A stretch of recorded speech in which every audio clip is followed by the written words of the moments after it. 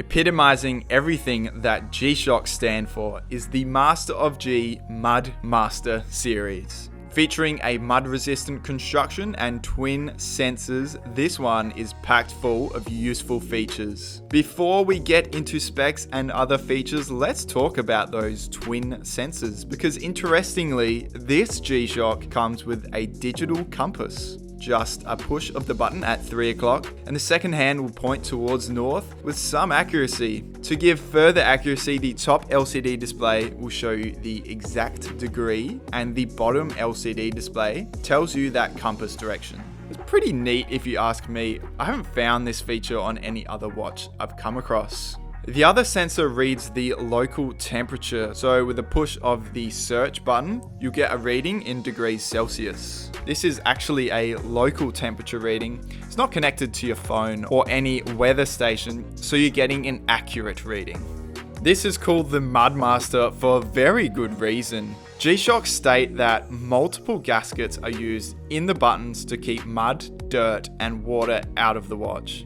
Taking a close look around the case, it's hard to find any little gap where mud could get through. So if your profession exposes you to dirt and mud on the regular, then one of these watches would be a great fit, and you can rest assured it will never let you down. However, this thing is ginormous. We have a lug-to-lug of 56.2 mil, a diameter of 55.3 mil, and a whopping 17.1 millimeter thickness. This watch almost edges into body armor territory, especially with its shock-resistant qualities.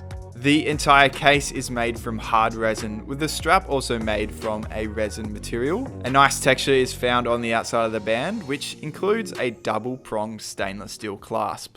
Other useful features on this watch include the world time with 31 time zones, a stopwatch, a timer, 5 daily alarms, and a low battery alert. However, you can expect battery life on these to be about 2 years.